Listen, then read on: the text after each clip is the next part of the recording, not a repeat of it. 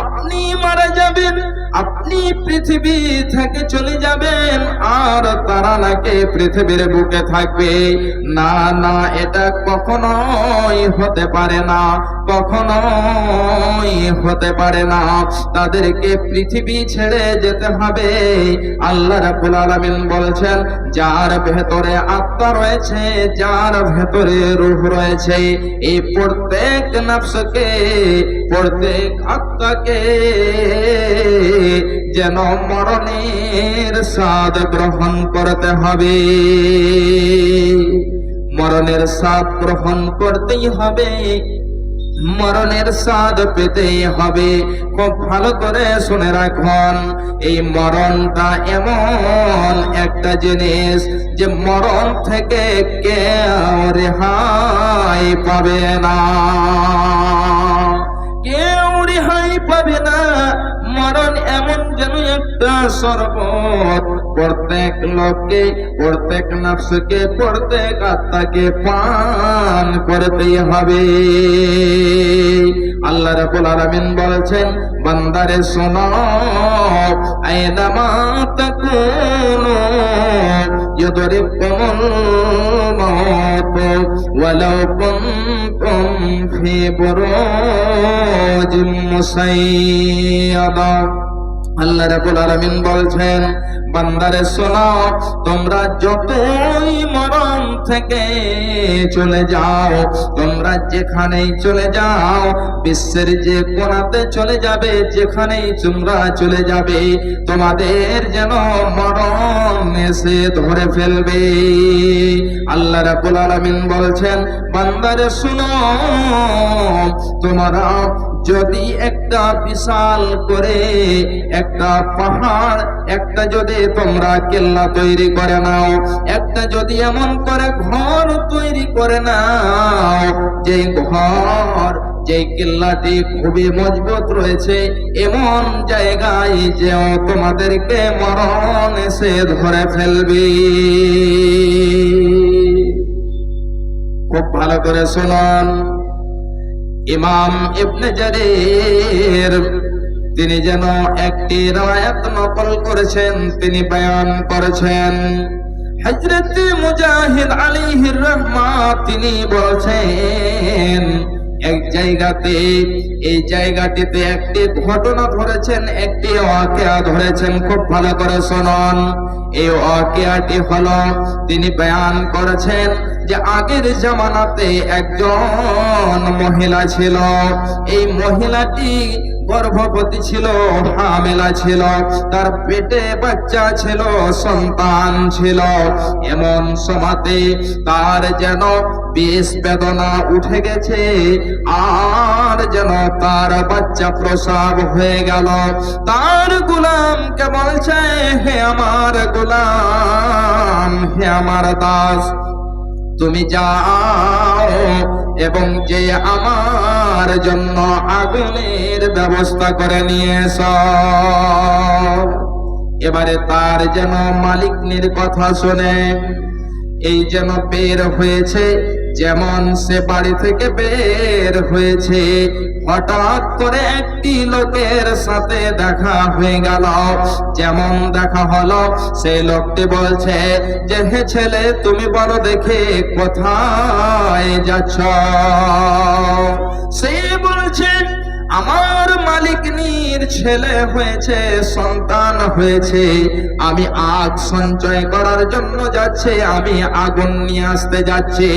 এবারে ওই লোকটি বলছে, আচ্ছা বলো তো, তোমার যে মালিকনির বাচ্চা হয়েছে, সন্তান হয়েছে, এটা ছেলে হয়েছে না মেয়ে হয়েছে বলো? এবারে সে বলল যে সেটা মেয়ে হয়েছে, কন্যা জন্মগ্রহণ করেছে।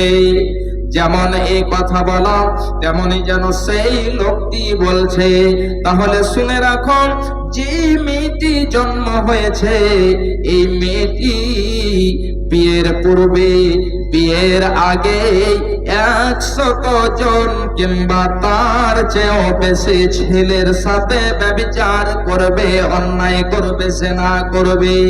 এমন সময়তে এমন সময়তে সেই যেন লোকটি বলছে যে তোমার যেন ওই মেয়েটি রয়েছে 100 জন কিংবা তার চেয়েও বেশি ছেলের সাথে ব্যভিচার করবে।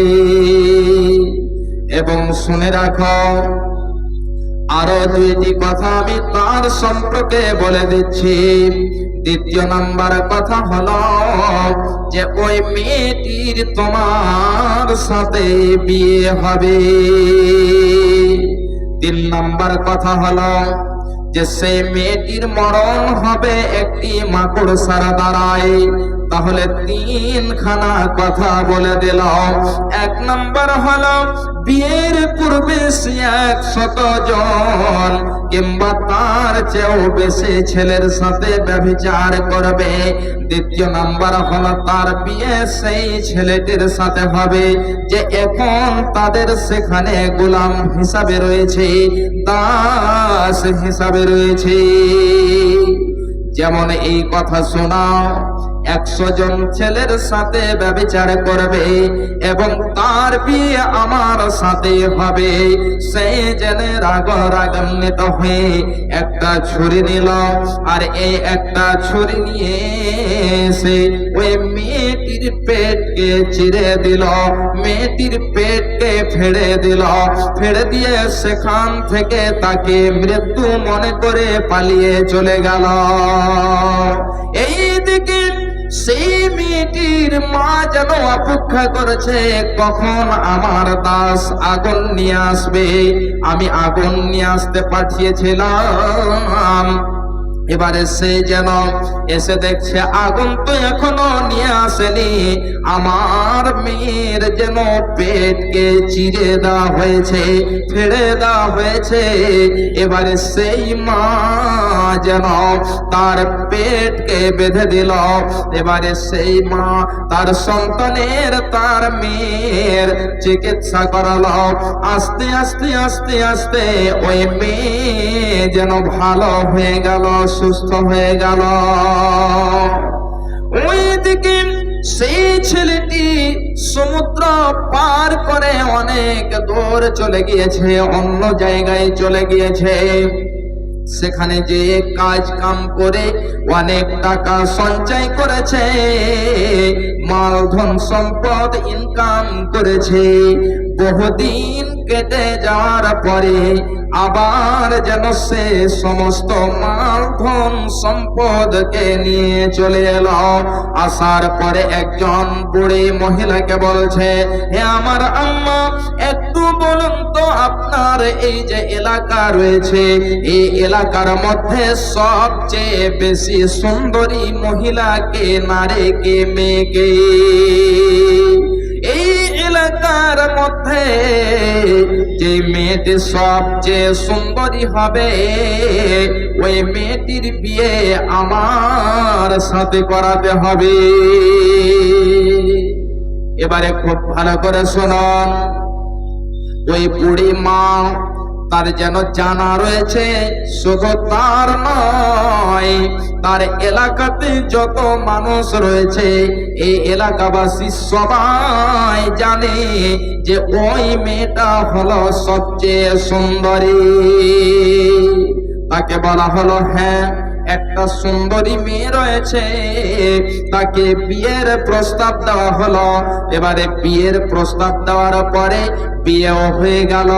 বিয়ে হয়ে যাওয়ার পরে তাকে নিয়ে আসা হলো। 2 স্বামী স্ত্রী এবারে আলাপ আলোচনা করতে লেগেছে। স্বামীকে বলছে, বিবি, এ আমার স্বামী জান, আপনি একটু বলুন তো আপনি কোথায় থেকে এসেছেন? এবারে যেন সেই বিবিকে বলছে, হে আমার অর্ধাঙ্গিনী, হে আমার বিবি শোনো, আমার যেন এই অবস্থা হয়েছিল। সম্পূর্ণ ঘটনাটি সম্পূর্ণ আঁকিয়াতে বলে দিল যে এই হয়ে আমি একজন মেয়ের পেটকে চিরে দিয়ে আমি তাকে মৃত্যু মনে করে সেখান থেকে পালিয়ে গেছিলাম। বহুদিন পরে আবার আমি এই জায়গাতে ফিরে এসেছি।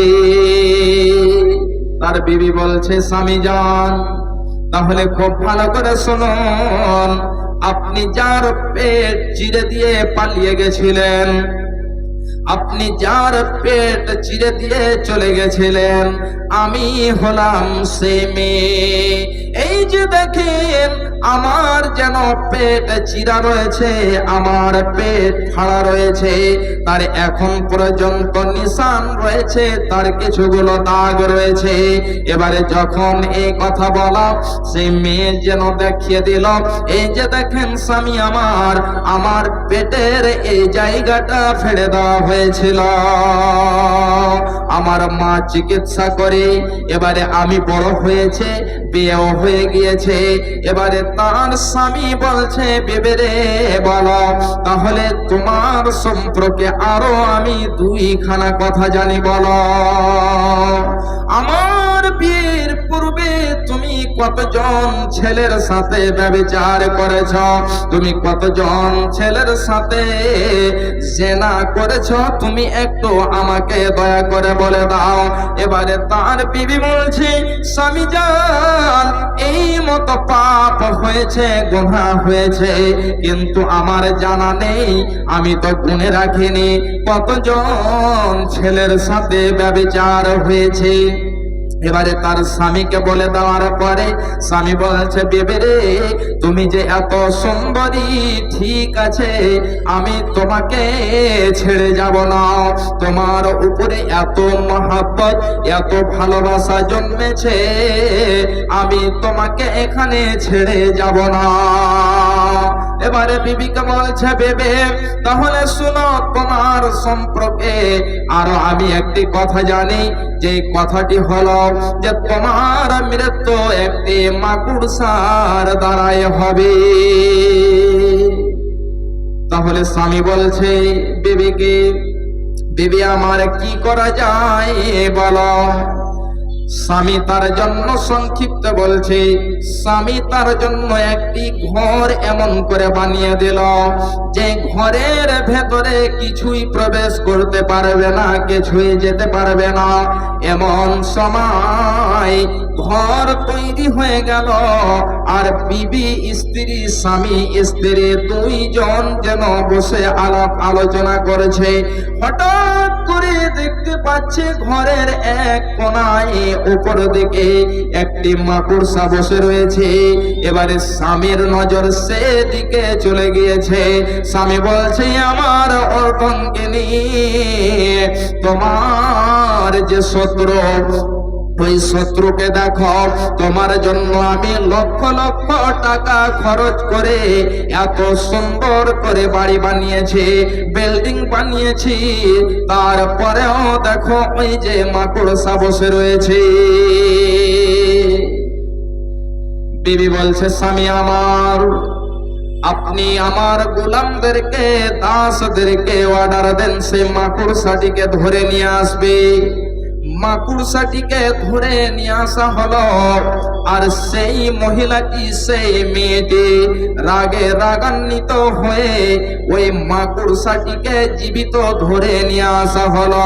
সেই মাকড়সাটিকে যেন পায়ের আঙুল দিয়ে চিপে দিল, তাকে চিপে মেরে দিল, শেষ করে দিল।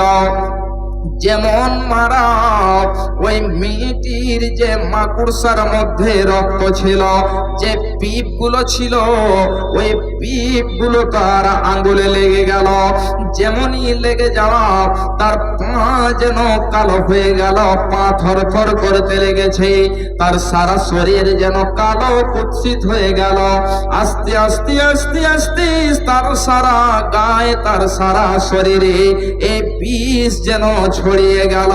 শেষের সমাতে ওই মেয়েটির, ওই মহিলাটির ওই অবস্থাতেই যেন মৃত্যু হলো।